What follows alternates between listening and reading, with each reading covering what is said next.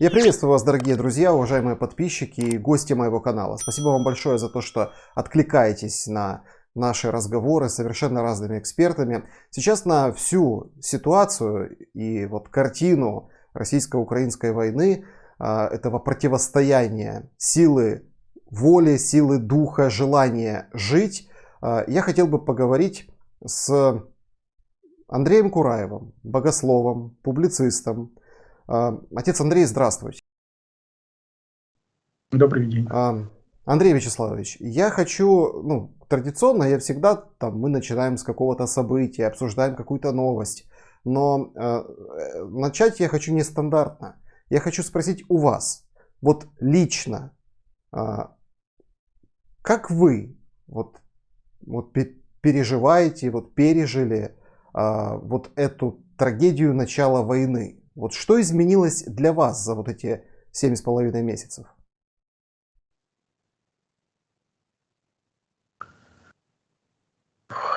Для меня окончательно исчезло мое будущее как человека, как гражданина России. Может быть, открылись новые перспективы для меня как философа, потому что, по слову Гёте, сова Минервы вылетает в сумерки. Минерва – это Афина, богиня мудрости, и у нее такой тотем сова, да. То есть, когда все плохо, и когда нет надежды на то, что вот завтра балы будут более яркими, чем сегодня, и поэтому люди начинают задумываться, почему же так, да? Вообще главный вопрос религиозной философии – как совместить этот фиговый мир с благим Творцом, да, с верой в благого Творца. Так или иначе, это теодицея. И вот именно в такие какие-то мрачные времена появляется потребность в такого рода мыслях, текстах. Не сказать, что рождаются какие-то новые идеи, это крайне редко бывает, но все же, да. Во всяком случае, людям важно об этом думать и говорить между собой.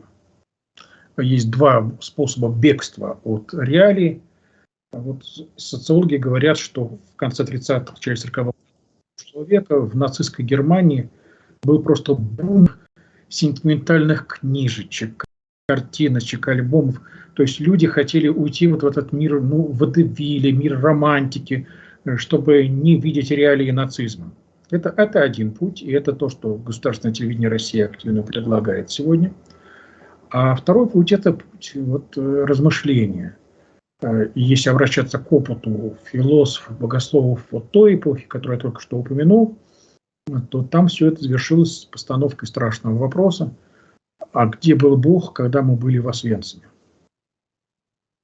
И вот на этот вопрос очень разные ответы были у иудеев и у христиан. Дело в том, что на мой взгляд, единственный здравый ответ мог быть только один. Он был там же. То есть Бог был там же, он с теми, кто страдает. Но дело в том, что идея страдающего Бога, она естественна для христиан, и она не является, скажем так, мейнстримом в иудаизме. Я не берусь говорить за весь иудаизм, по-вероятно, там есть школы, которые допускают такой язык по отношению к Всевышнему, но это не мейнстрим, да, и поэтому для ортодоксального иудеи было очень действительно трудно осознавать, как это. Господи, ты обещал, что мы зенит око твоего, что мы народ твой, и при этом ты вот такое с нами позволил сделать. При этом есть ведь слова древнееврейского пророка Исаии в церковно-славянском переводе, который здесь жестче и яснее, они звучат так: «Несть зла во граде, я же не Господь сотвори». То есть всякое зло в городе, оно от Бога, зло от Бога, понимаете? Это очень трудно понять и принять. Да, так вот, соответственно, это было время появления, расширения, распространения экзистенциалистской философии, и атеистической, как у Камю Сартра, и религиозной, как у Николая Бердяева, например, или Марселя, Мунье, католических писателей. Вот так что и здесь, значит, поясняю первый тезис, что значит это финал меня как гражданина России. Конечно, мне уже не хочется отделять себя от своей родины. Мне очень хотелось бы видеть ее процветающей, уважаемой. Но я боюсь, что Путин 24 февраля просто расхерачил Россию, будущее России, о Великую Китайскую стену. Вот так с размаха взял. Я не знаю, но у меня вот такая форма. Не на Великую Китайскую стену, не об украинскую, да? на китайскую, потому что, ну, по сути, он превращает остатки России, остатки будущей России, он превращает в заложников провинцию, управляемую из Пекина, так или иначе. То есть очень печальное будущее. Просто вот, ну, мне 60 лет уже почти, да. То есть времени дожития у меня мало. Но я, конечно, могу так психически сказать, ну, лет через 40, поколение через 2, может быть, что-то исправится, оправится. Но я до этого не доживу, поэтому для меня это как бы вот будущее, оно, ну, как в советские годы сравнивали с 1913 годом. Вот мы вышли на уровень производства 2013 года, довоенного, да.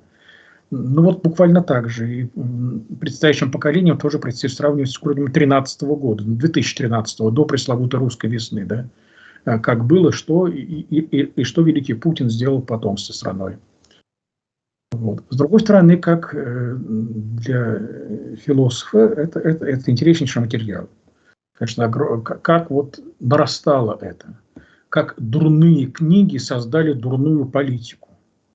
Знаете, я профессиональный философ, и мне с юности приходилось оправдываться. Вот у моих там знакомых, друзей на университетских дискотеках кого-то встречаешь там и так далее. Но у всех нормальное ремесло. Кто химик, кто физик, понимаете, кто философ. Ты чем занимаешься? Какая от тебя польза? Материя первична, сознание вторично, понимаешь, да? А именно в такие эпохи вдруг вот понимаешь, что плохая философия порождает плохую политику, которая в конце концов приносит горе в каждый дом. Причем не только свой, но и соседний, да? Вот поэтому этот тот материал, он вот сейчас в изобилии предоставляется, и есть о чем тут думать, о чем плакать, размышлять. Да, это есть. Второе, конечно, еще удастся стать свидетелем, а может быть соучастником начала процесса покаяния, переосмысления, освобождения от этого имперского милитаристского морока. Да? Может быть, вот именно тут, я не знаю, понимаете, я-то, конечно, себя пенсионером ощущаю, а у Бога, может быть, свои планы. Может быть, напротив, только вот для этих дней Он меня и создал, да? Не для того, чтобы я когда-то там колесил по всей планете и просто говорил, рекламировал православную церковь, да, а может быть, вот для того, чтобы напротив какие-то вот горькие вещи сейчас об этих реалиях говорю, в том числе о жизни православной церкви, да, потому что, может быть, это гораздо важнее сейчас, чем вот то, что, о чем я говорил и думал в 90-е годы где-нибудь или в нулевые. Так что вот в этом смысле, если как гражданина у меня нет оснований для оптимизма, в то же время я полагаю, что, естественно, я не собираюсь выносить приговор России, что все кончено и так далее. Гораздо более глубоком смысле казалось, все кончено 100 лет назад, да, но история все-таки судила иначе. Вот, но серьезнейшее переформатирование, оно, конечно же, будет. Вот, и, как известно, опыт, он более целебный и учащий, нежели опыт побед. И поэтому я надеюсь на то, что и вот этот опыт нынешнего поражения, прежде всего морального. Я не прогнозирую, чем кончатся танковые бои, да? Я не военный эксперт. Но то, что моральное поражение России понесла вот тогда же, 24 февраля, вот, и оно лишь усугубляется со всеми этими танцами с атомной бомбой, с невероятным враньем, которое вот стало ежедневной традицией и так далее. Вот этот опыт морального поражения, я думаю, что он тоже очень важен. Андрей Вячеславович, это очень интересно, именно начать с вот этого позиционирования себя, потому что действительно многим сложно найти свое место вот именно в этом ужасе, да, в этой трагедии, которая разворачивается. Но если с украинцами вот как бы проще, потому что они сразу как бы, ну, мы все, да, вот объединились, от каждого по возможностям, ну, каждому по потребностям не получается, но все как бы усилия прикладываются для защиты своей страны, своей земли. А что с русскими происходит сейчас, особенно в контексте вот этой мобилизации, когда двое мужчин плывут, да, на Дальнем Востоке, доплывают на лодке до Аляски, выходит целый Салливан и говорит: смотрите, до чего путинский режим довел. А они бегут от призыва, бегут от вот этой мобилизации, которую объявил Путин. Что вы думаете? Насколько вот сейчас тяжело найти россиянину самого себя? Идет разделение, безусловно. Но, кстати говоря, это разделение, оно, к сожалению, идет и в украинском обществе. Может быть, об этом не принято говорить, но это есть. Деление на тех, кто...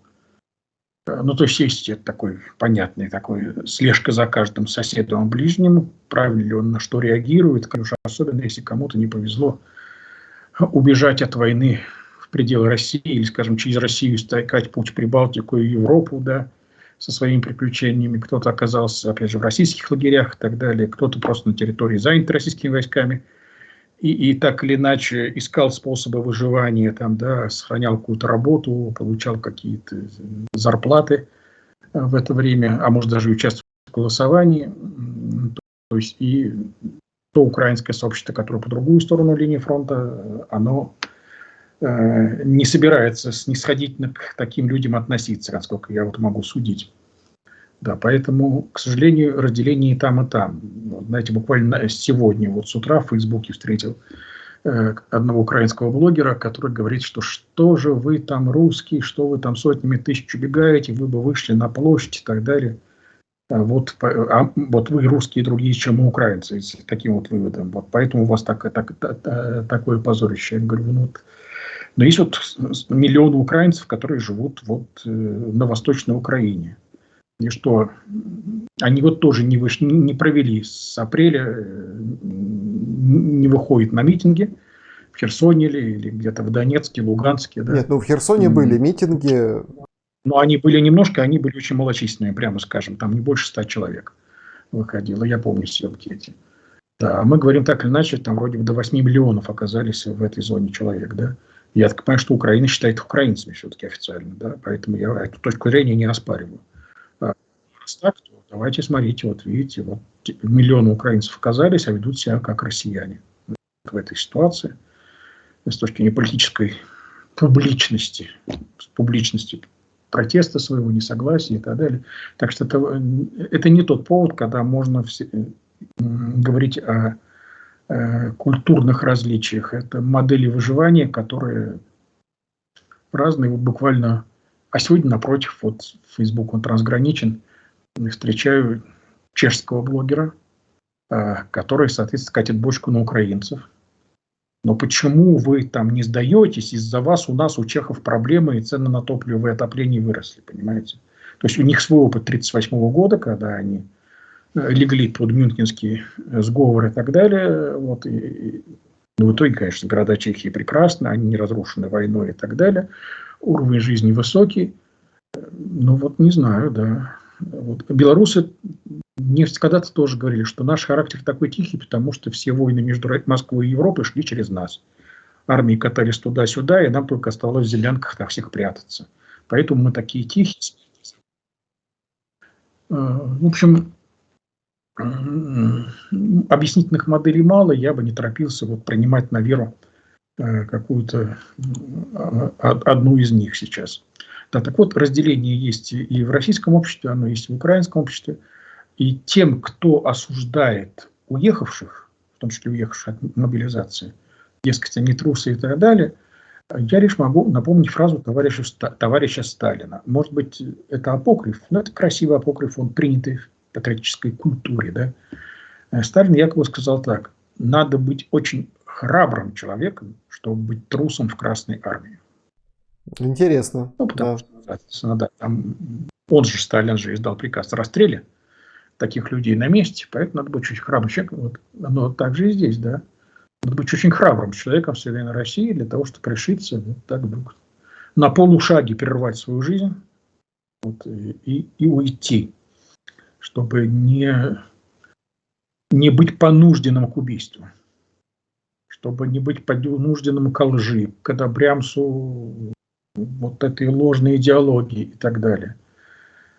Вот, поэтому я не думаю, что это трусы, я думаю, что это сильные люди уезжают. И напротив, когда я порой вижу видеосъемки пьяно танцующих мобилизованных людей, мужиков, то как-то вот... Есть... У меня нет ощущения того, что это как раз лучшее, что есть в нашем генофонде, скажем так. Да, есть мнение, что разные эксперты, вот разные, да, и отдельные там российские комментаторы и украинские эксперты говорят, что эта мобилизация это для того, чтобы замазать кровью как можно больше людей. Собственно, в своих политических там целях режима, удержать власть, что вот так Путин, собственно, реализует эту стратегию, несмотря на проигрыши военные, собственно, его власть будет укрепляться из-за того, что через эту, скажем, горнило этой войны в Украине пройдет как можно больше людей, потом начнут жалеть, потом начнут оплакивать и еще больше злиться, и еще больше как бы поддерживать власть. Но то, что происходит сейчас в медиапространстве с накатами на армию, некогда считавшуюся, хочется подобрать слово в разговоре с вами, нечто таким святым, что ли, да, вот таким скрепным, таким важным для россиянина. Я не нахожу объяснений, в чем дело, почему еще вчерашних, обожаемых генералов, героев спецоперации так называемой сейчас разносят в пух и прах в Минобороны. Что вы думаете по этому поводу? Нет, во-первых, эти генералы не были обожаемыми. Надо сказать, что долгое время, первые месяцы операции велась анонимно. И в масс-медиа не попадали фамилии именно руководителей. Кто там руководит солдатами группы «Центр», только потом уже где-то в мае вдруг это стало. Промелькнуло однажды так по неспециальным сообщениям, да. Так что и об их, опять же, поскольку ни с одним из них не появилось ни одной беседы, никто из них не рассказал о каких-то своих планах, своем видении ситуации, своей стратегии. Тем более никто из них не выступил с объяснением тех или иных ошибок, скажем так, или неудач, отступлений, или, как они выражаются, сокращения линии фронта. Поэтому сказать, что они стали героями медиа, не приходится. Где-то как-то выше полковника, а вообще обычно выше майора, как-то эти герои в телевизоре современном отсутствовали. Критика их, с одной стороны,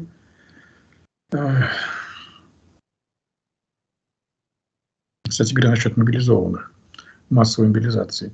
Там же ведь помимо указанного вами мотива, может быть и другой. Убрать мужиков с улиц русских городов, чтобы они были где-то там под присмотром вдалеке и не были бы горючим материалом где-то в больших городах и мегаполисах. Так что не исключено, что и такого рода мотив тоже есть. С другой стороны, некоторые историки говорят, что по сути Путин делает ошибку Николая II. Когда мобилизация была слишком тотальной, слишком преизбыточествующей, и определенная часть солдат как раз оказалась даже и бездействующей в тылу. Кстати, аналогично было и в Германии, где англичане заперли флот открытого моря немецкий в своих базах, в Киле прежде всего. И там началась немецкая революция среди моряков, которые всю войну простояли при якоре, а вот тут уже как последний резерв их решили использовать и послать как сухопутных солдат на фронт, и вот тогда-то они возмутились. И с этого начались революционные волнения в Германии осенью 18 года. Да. Так что здесь тоже все это вполне может повториться. Что же касается генералов, об этом многие сейчас говорят, что, по сути говоря, Путин делает очень опасные шаги. То есть, с одной стороны, смена командующих во время войны – это нормальное дело.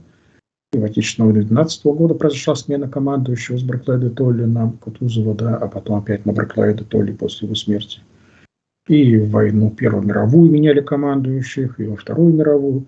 Само по себе это нормально, поскольку сменилось командующих в английской армии в годы Второй мировой войны, потому что были неудачные годы, неудачные фронта. И поэтому для английской армии, и поэтому их меняли. Так что это само по себе нормально. Другое дело, что опять же приходят люди, о которых мы пока еще не знаем, чем бы они в своей точке не могли быть лучше. Но на фоне конфликта с Кадыровым, когда эти отставки происходят чуть ли не по требованию Кадырова, человека, который хвастался публично, что он 14 лет убил первого русского, А теперь, это, понимаете, целый генерал-полковник российской армии, который позволяет себе хамить российским боевым генералам. Ну, в общем, это явно небольшой подарок от Путина для генералитета. Как они ответят или нет, не знаю. Но, в общем, набирает популярность версия, что генералы устраивают Путину итальянскую забастовку. Вот. Мы делаем вид, что мы работаем. То есть мы на рабочих местах, мы в штабах, мы на фронте.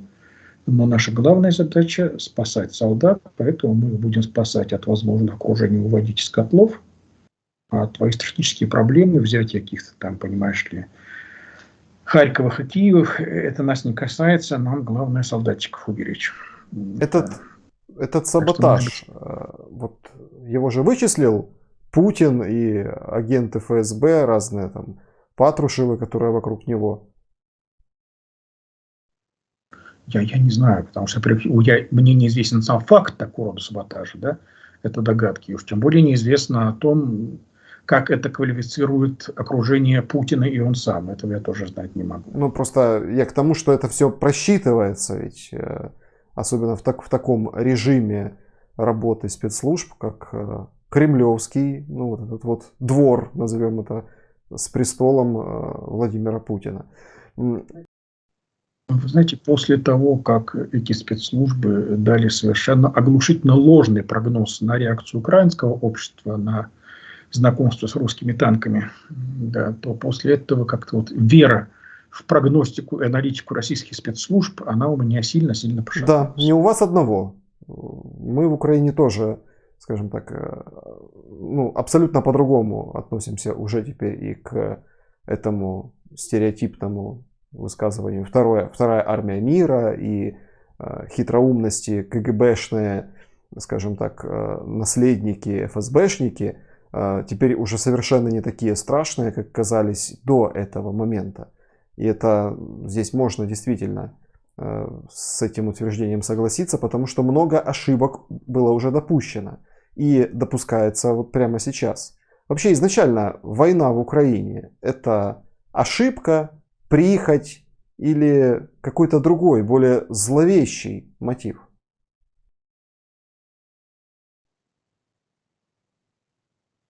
Ой.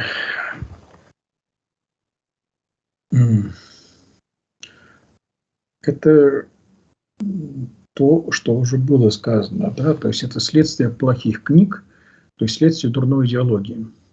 Тот случай, когда вначале было слово, и это было плохое слово, как оказалось, но в том-то и дело, что это было слово, которое вплетено в сердцевину русской культуры, образования и так далее. Насчет Великой империи, которая там своим штыком она расширяла, крепла и так далее. А с другой стороны, удивительно, что вот этот вот культ солдата и войны, он при этом налагался на миф о том, что мы никогда никого не нападали, а мы всегда только всех оборонялись, мы всех защищали и так далее и тому подобное. Одна из очень важнейших черт русского самосознания – это то, что вот мы всем помогаем. То православному миру, то пролетариату, то угнетенным народам, Африке и так далее. Вот. Мы такие незваные помощники. А может, напротив, званые. Ну, пропаганда говорит, что нас всюду ждут. Вот. Только появится Красная Армия на границах Польши, и сразу угнетенный пролетариат Европы восстанет и нас поддержит. И поэтому война как таковая будет недолгая, а дальше уже все силы Европы обрушатся на буржуинов и так далее. Да? Вот в этом жили 20-30-е годы с такого рода самосознанием. И, кстати, по этой причине даже и серьезно армию не готовили. То есть это потрясающе. Вот как бы, пока Троцкий особенно был в Советской России, то армия была абсолютно не боеготова. В середине 20-х годов, что в итоге обернулось большой военной тревогой 29 года, но это отдельная история. Вот, отсюда и другими катастрофами типа коллективизации, индустриализации и так далее, которые нас пришлось делать. Вот. Так вот, слишком вся эта идея, она, но все это столетиями копилось, столетиями, не одно поколение. И при этом не оказалось какого-то вот, сдерживающего серьезного рычага. И вот, в конце концов, вот появился такой человек, который в идеальном виде всю эту мифологию в себя абсорбировал, вобрал ее в себя. И при этом, как мы видели на транслируемом по телевидению Совете Безопасности в феврале 2022 года, никто из окружения не в силах и не вправе как-то с ним не согласиться. Все тут же поддакивают уже. И вот этот вот полный авторитаризм, вот, он привел к тому, что никто не мог уже оспаривать вполне уже идеи вождя, достигшие уже вполне бредового уровня. Так что поэтому вот плохие идеи, плохие слова, плохие книжки, в том числе и цитированного вождем Ивана Ильина, вот они к этому привели. Насчет Ивана Ильина несколько слов. Это один из очень немногих настоящих русских философов. То есть философов, которые действительно понимали европейскую мысль и могли с нею работать. Понимаете, докторская диссертация Ильина по Гегелю – это прекрасная вещь, это очень качественная профессиональная философия. Но потом, но это еще дореволюционный Ильин. Вот. А потом он этот свой талант разменял на публицистику. У него появилась еще одна книга с хорошей философской культурой, когда вот человек берет некий тезис и его долго и тщательно, разнообразно размышляет, и вытягивает, дедуцирует из него разные выводы. Действительно, очень хорошая книга о сопротивлении злу силу. А потом вот просто вот всякие красивости и размышления, публикации в эмигрантских газетках. И вот есть интереснейшая книга, она издана недавно была в собрании его сочинений под названием «Переписка двух Иванов». Два Ивана – это Иван Шмелев и Иван Ильин. Иван Шмелев – писатель православный, да? Вот. И вот они переписываются, и вот этот том, там 3 тома этой переписки, но вот очень важный второй том – это переписка именно рубежа 30-40-х годов. И вот там вполне видно, ну, у обоих Иванов откровенные симпатии к Гитлеру и немецкому нацизму. Вот. И, в общем, в этом смысле Ильин не случайно, ведь он потом уже в Аргентину убежал и там вот доживал последние годы жизни, оттуда указывая, как нам обустроить Россию. Да? Вот это было очень, очень жутко мне видеть, когда в 90-е годы вдруг вот начали носиться именно с этим Ильиным, который в 50-е годы, ни дня не прожив, по сути, в советской России, не зная реалий жизненной страны, какой она стала, и в послевоенные годы, и в военные, начинает с Аргентины давать советы и убеждать, что вот так-то, так-то надо будет сделать, это, несомненно, там произойдет и так далее. И вот это начали активно в 90-е годы православные издательства, прежде всего, начали распространять. Поэтому это серьезный вопрос для будущих биографов Владимира Владимировича Путина. Какая сволочь подсунула ему вот эти вот книжки Ильина, да, статейки, и сказала ему, вот это вот надо читать, это истинное православие, это подлинный голос России и так далее и тому подобное. То есть вот то, что сама церковь оказалась не в состоянии, главное, не пожелала провести ревизию своей собственной литературы и истории, выйдя из советского периода, то есть когда общество была религиозная пустыня, и можно было бы использовать эту пустыню, как воспринять ее как пространство свободы. Не все из революционного прошлого надо тащить в 21 век. Что-то надо там оставить. Господь промыслом отсек, и слава Богу.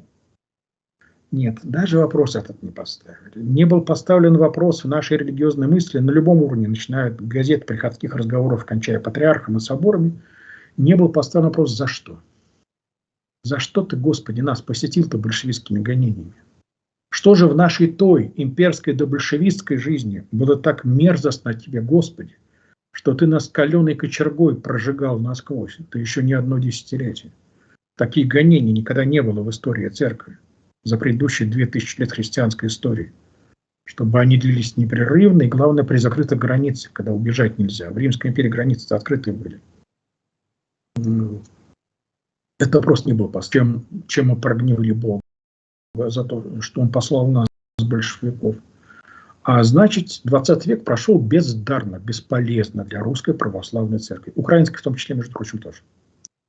То есть все благодатненько, все замечательно, стало больше чудотворных икон, больше святых старцев, больше храмов мы отстроили, как все хорошо, просто замечательно. Да? Но в этом смысле я украинцам не завидую православным, потому что я вновь вернусь к этой теме. Вот поражение России, в том числе нравственное поражение, а если будет оно еще военно-государственным, оно пробудет здесь спрос на вот этот, в хорошем смысле, ревизионизм церковной истории. А украинская церковь, она будет чувствовать себя победителем.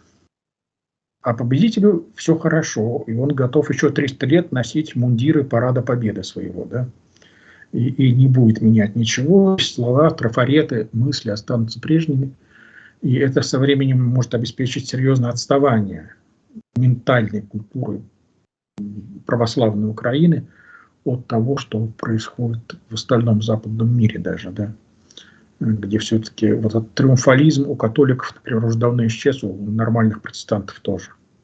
А у нас эта конфессиональная самовлюбленность, она еще выше Скажите, всего. пожалуйста, я перед нашей встречей долго думал, как задать этот вопрос, но задам прямо как есть, потому что мне очень важен понятный, честный ответ не человека, который там идеализирует Российскую Православную Церковь, а человек, который, собственно, борется со многими и боролся, и продолжает бороться со многими недостатками всего, что происходит в РПЦ. Почему вот Украинская Православная Церковь Московского Патриархата считается чуть ли не агентами ФСБ здесь, в Украине? Как вы отвечаете на этот вопрос? У меня нет оснований считать это именно так. Фактура слишком мала, мне кажется, да. Это некий миф, собственно, самого украинского, части украинского сообщества. Опять же, не стоит преувеличивать могущество ФСБ, что здесь они такие вездесущие, они всем управляют, целое вот огромное сообщество служит им. Я не думаю, что это так. Вот, но в конце концов,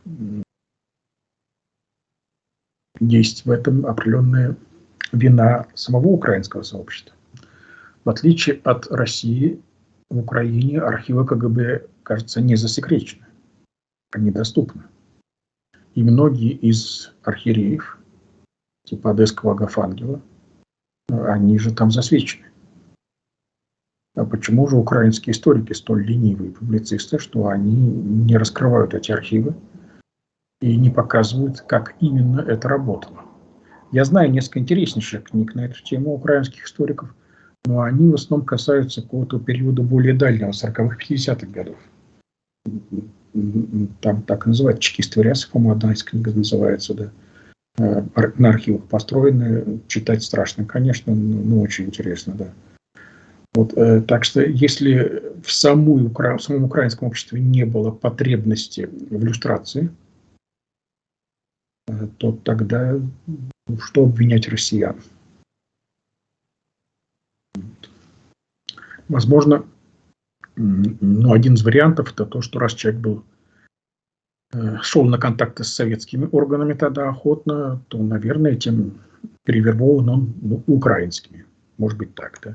И поэтому уже украинские службы так либерально к этому относились все эти годы.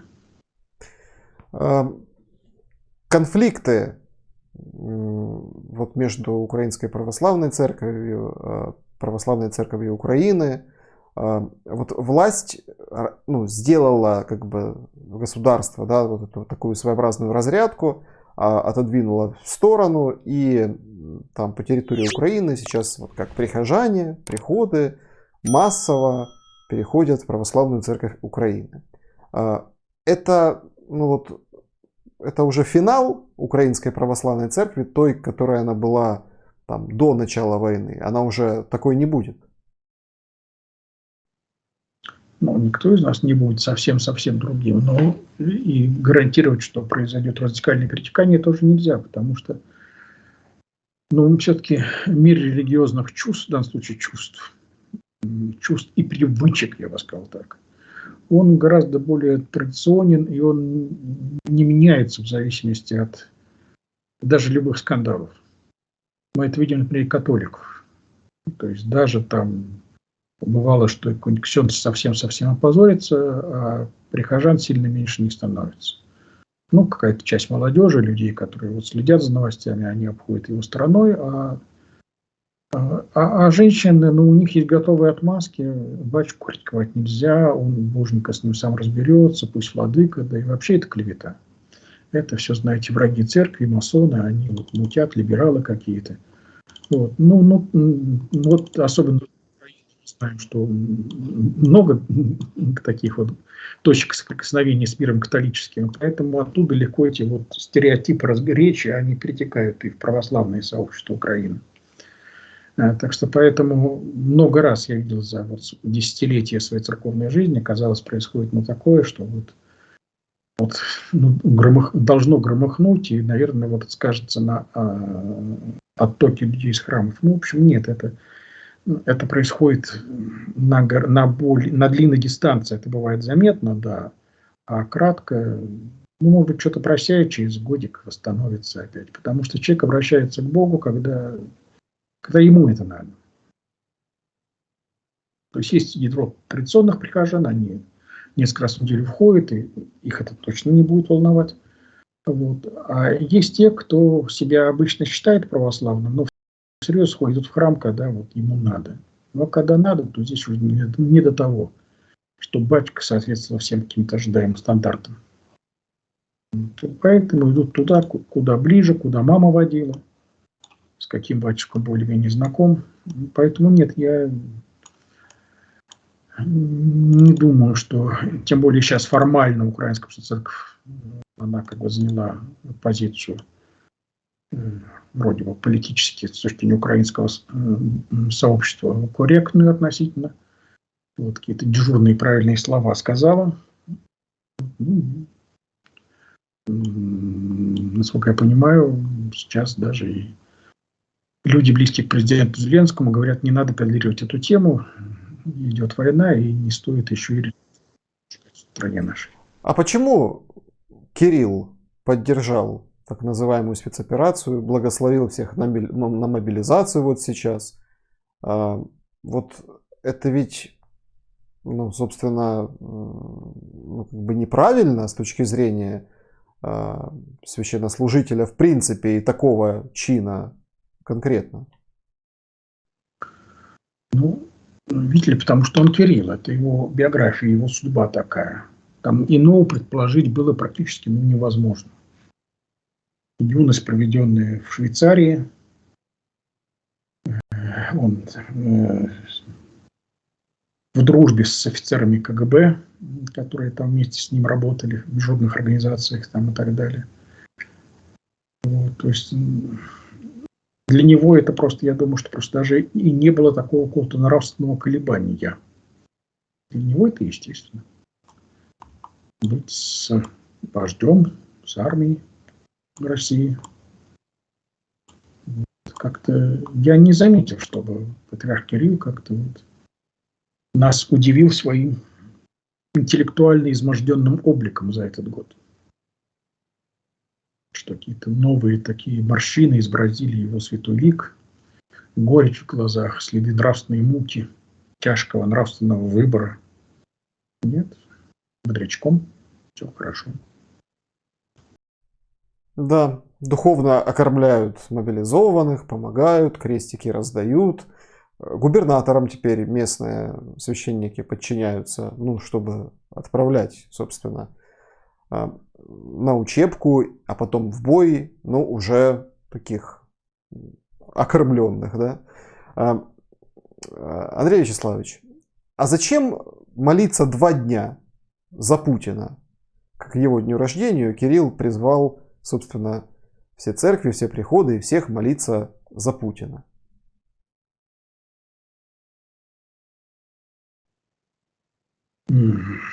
Ну, потому что сам день рождения приходится на будний день, когда прихожан в храме будет мало. Значит, поэтому нужно было, ну, в церковной традиции есть праздник, есть предпразднование, есть праздник и попразднование, и отдание праздника. А есть еще и церковная поговорка «именинник чести дней до 6». Так что то, что здесь как бы только 2 дня предлагается вот читать такие сугубые молитвы, вот, это даже, я бы сказал, что и немножко. Плюс к этому, конечно, 8 октября еще день Сергия Радонежского, поэтому для патриарха Кирилла Сергий Радонежский это замполит. То есть он для него важен, для патриарха Кирилла, только как человек, который поддержал московского князя. Вот почему надо заметить, что все проповеди патриарха Кирилла на эту тему, они абсолютно антиисторичны. Он раз за разом повторяет глубочайшие исторические ошибки, типа того, что впервые там русские войска вышли против татар. На самом деле за 2 года до этого уже Дмитрий Донской как раз разбил одно татарское войско. Уже литовские князья Булгучин под Киевом били татар. Да, так что здесь в этом смысле не было такого, что татарская армия, она такая непобедимая, татаро-монгольская, и только чудо могло принести победу. Да? И сказка о том, что Сергий Богослав встречался с Дмитрием Донским, дал ему 2 монахов, это из сказания о моем побоищем, это, скажем так, это патриархия, журнальная газета «Правда» через 100 лет, изданная после событий. То есть, как бы, когда летопись, она, естественно, отражает точку зрения того, кто заказывает эту летопись. В данном случае это церковный памятник, ему важно подчеркнуть, оттенить, превознести роль церкви. Да. Ну и пишется это через 100 лет после событий. Более ранние летописи ничего ни про Пресвятославие как монахов, ничего про это не знают. Да. Но патриарху это не важно, хотя уж сегодня об этом сколько публикаций есть и так далее. Я не 1 год разбиралась в его проповеди. Вот. Он по-прежнему именно эту прогу несет. Вот. И вот ему важно, чтобы вот вспомнить этот эпизод, потому что не так уж много за 1000 лет эпизодов церковной истории, когда бы церковь чего-то такое вот яркое сделала, чтобы оставила след в истории России. Вот. По сути говоря, 2 таких эпизода, что ли, да, вот смутное время, вот это вот Куликовская битва, вот еще несколько эпизодов, может быть, можно вспомнить, но они уже менее яркие. Да, патриарх Гермоген, да, Сергий Радонежский. Вот. И вот их все время патриарх Кирилл вспоминает, чтобы, с одной стороны, присосеять себя в этот иконостас. Вот. То есть, по сути говоря, здесь совершенно понятно, что на роль Сергия он ставит себя, на роль князя Дмитрия ставит Путина. Поэтому 2 дня. Да, просто сразу, скажем так, вдогонку вопрос. Как вы думаете, вот ваше мнение, Путин претендует на лик святого после того, как отправится в мир иной? Честно говоря, я не думаю, что у него есть такое рода серьезное убеждение, мнение. Вот. Но вот в чем беда-то. Он может быть действительно сектант. То есть попытки найти рациональные мотивы действия, они могут быть неверны, потому что вполне возможно, что человек, может быть психически больной, поэтому у него просто свой глобус, на который он смотрит. Второе, это может быть именно сектант, даже в светском смысле этого слова, то есть у него совсем-совсем своя система ценностей, и в которой жизнь людей далеко не какая-то важная ценность. Знаете, ведь началось-то все с чего? С отца Всеволода Чаплина, который еще году так уже в 13-м начал говорить о том, что гуманизм – это ересь, жизнь человека – это не есть высшая ценность, а мир – это плохо, а война лучше. И если в 12-13 годах казалось, что это просто личные какие-то такие бзики отца Всеволода, который при этом все-таки занимал официальную должность в патриархии, то вот оказалось, что на самом деле нет. Он по этой самой официальной должности он взаимодействовал с людьми администрации президента. И такое ощущение, что как-то это вот там бурлило уже. Но пока временно как бы зондаж шел общество первоначально по церковной линии через Чаплина. Пока тот уже не совсем уж залетел, когда он заявил, что сирийская операция Путина – это священная война с терроризмом, что мгновенно было переведено в арабский источник как джихад. И, конечно же, ответка была жесткая, и даже в Саудовской Аравии вызывали в МИД посла Российской Федерации с требованием отчета, что это такое, вы что, нам войну объявили. после этого вскоре последовала его отставка через несколько месяцев. Да, понятно. Я просто, ну, со всем уважением, но я думаю, что вам тоже попадаются эти разные материалы о том, что Путин обращается к каким-то оккультным практикам, к каким-то шаманам ездит вместе с Шойгу, какие-то артефакты ищет на горе Казбек, ну и множество таких сообщений. Я хочу, чтобы вы поделились своим мнением. Точнее как, понятно, что вы можете сказать, нет, это все бред, и там мы пойдем дальше. Но люди, когда это все получают, многие верят, многие задумываются, некоторые ухахатываются. А что вот вы бы посоветовали делать людям, когда появляется очередное сообщение, что Путин, ну там, как какое-то там кровопускание какого-то там оленя, собственно, в порыве ритуала что-то с ним сделал, принес в жертву?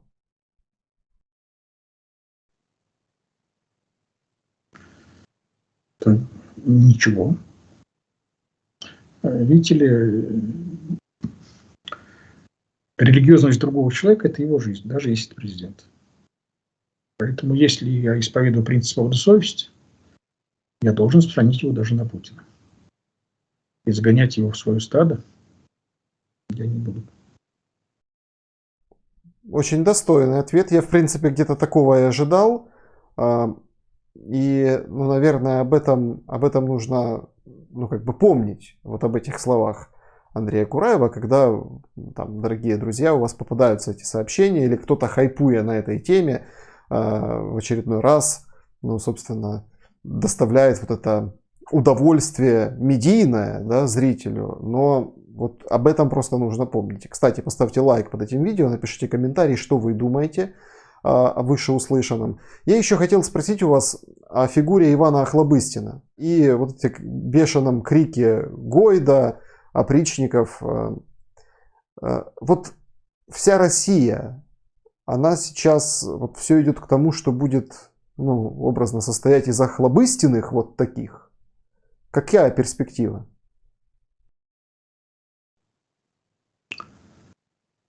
Знаете, я уже лет 20 не общался лично с Иваном Охлобыстиным. Наверное, это жаль. Да. Но скажу так, что это определенная, вот опять тема секты. Потому что одно дело приспособленцы, воры, садисты, а у всякой серьезной фигни есть еще и искренние свои Павки Корчагина. Вот. Они искренние, но это их личная искренность, она то не служит общему горю. Возможно, что вот Охлобыстин как раз вот и из таких людей. Вот поэтому, ладно, я ему лично оценки давать все равно не буду, памятая о нашей былой дружбе. Вот. Но тем более это вопрос не о нем, это вопрос о той системе церковной и государственной, которая даже хороших людей и неформальных людей, которые ценили когда-то свободу, вот, превращает вот в таких проповедников откровеннейшей ненависти и насилия. Это опять к вопросу о том, что мы сделали с православием, что православие сделало с нами. То есть вопрос о том, тезис, который был моден в эпоху перестройки, в церкви плохому не научат, это неправильный тезис. Научают, к сожалению, плохому и очень плохому.